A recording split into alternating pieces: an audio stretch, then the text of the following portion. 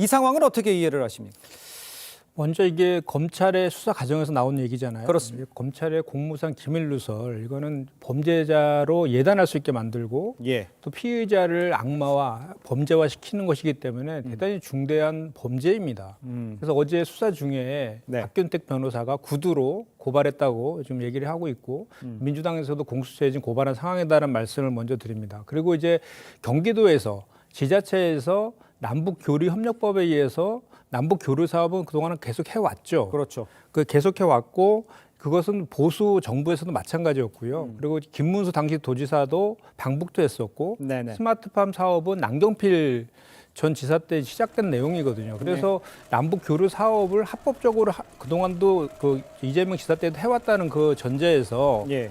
그 이재명 대표가 이런 얘기를 하는 거 아닙니까? 이렇게 합법적으로 남북 교류 사업 할 수 있음에도 불구하고 왜 본인이 국가보안법 위반이라든지 중요한 중대 범죄로 규율될 수 있는 그런 위험성을 무릅쓰고 그것도 조폭 출신 불법 사채업자인 김성태로 하여금 불법적으로 대납을 시킬 그런 이유가 뭐가 있느냐라고 지금 항변하고 있는 거잖아요. 예. 그런 차원에서 봤을 때 이제 이 공문 이화영 그 전 부지사가 했다는 공문에 대해서는 그런 상황인데 합법적으로 할 수 있는데 왜 이런 거를 했는지에 대해서 그 상황이 너무 황당하다 이렇게 이제 반응을 했다라는 것이고 예. 또 경기도지사가 경기도정의 모든 것을 챙길 수는 없는 것이다.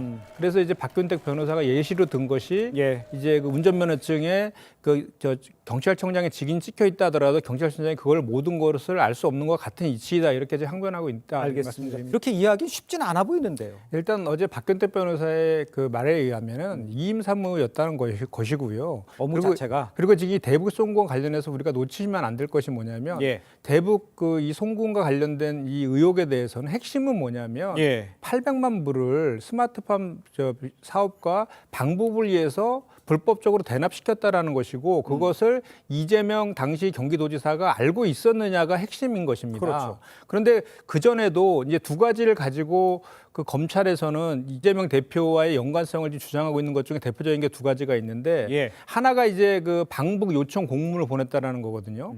근데 그것도 보면 2018년 11월 달에 아시아 태평양 번영 국제 대회에서 북측의 리종혁이 먼저 구두로 방북 요청을 해서 예. 경기도의 담당 부서가 그 공문을 보냈다는 겁니다. 그리고 공문을 보냈는데 화답도 없었대요. 회신도 없었고 만약에 예. 그 방북 비용으로 300만 불을 줬다라고 하면 그와 예. 관련된 논의도 이어졌어야 되고 초청장도 와야 되는데 그런 후속 조치들이 전혀 없었다라는 게 하나가 또 있는 거고요. 네네. 또 하나는 그 송명철이가 800만 불에 대한 영수증을 줬다 이런 얘기도 있는데 그것도 아시겠지만 뭐 전문 증거잖아요. 그런 전문 증거는 재판에서 제출이 되고 그 송명철이라는 사람이 진정 성립을 인정해야지 그 증거로서의 가치가 있는 것인데 그럴 가능성이 지금 없는 것 아닙니까? 근데 그런 차원에서 보면 이거의 핵심은 그 제가 좀 전에도 말씀드린 것처럼 불법 송금이 있었느냐와 이재명 대표가 그걸 인지했느냐의 여부인데 그와 관련된 어떠한 물증은 없었다라는 것이 핵심이다. 이게 지금 당내 분위기는 지금 어떻습니까? 지금 상황에서. 일단은 이게 이재명 대표께서 그 정부의 무능과 그 폭력 그 정치의 국정 운영에 맞서가지고 지금 단식 투쟁을 한 14일차가 되었어요. 그 과정 속에서 뭐 정부 여당이 이 문제와 관련된 어떠한 천막에 찾아와가지고 뭐 논의를 한다거나 이런 거는 전혀 없었고 네네. 대통령실은 그냥 무관심하고 모른 체하고 있고 여당 오히려 조롱하고 폄하하고 막 이러고 있는 그런 상황 아닙니까? 예. 이런 것들에 대해서 국민들과 당내에 비판적 그 여론이 상당히 높은 것은 분명한 사실이고요. 네. 그리고 윤석열 검찰에서 이거 2년 가까이 수사했음에도 불구하고 지속적으로 그 사건이 아닌 사람을 쫓아가면서 김성태 전 회장, 공박한 피고인의 위치에 있는 김성태 전 회장이라든지 이화영 전 부지사의 바뀐 진술에 의존해갖고 이거를 계속해서 이재명 대표가 엮으려고 하는 그러니까 수사관이 정치를 하고 있다라고 민주당 내에서 그런 비판적 여론이 상당히 높아져 있는 그런 상황이라서 이제 이 체포동의안이 만약에 그 국회로 오게 된다라면 네. 이와 관련해서 어제 의총에서도 그런 논의를 이제 한 것으로 알고 있는데요. 이게 이재명 대표 같은 경우는 불체포 특권을 내려놨다고 이미 선언을 했지만 헌법상의 권리이기 때문에 이걸 포기할 수는 없고 무기명 투표로 절차는 진행해야 되지 않겠습니까? 그렇겠죠. 그런데 이제 당내 그 많은 이제 의견들이 이것은 정당한 영장 청구에 한해서 불체포 특권을 포기하자. 이것이 이제 그 전에 의총에서 결정된 내용이어서 예.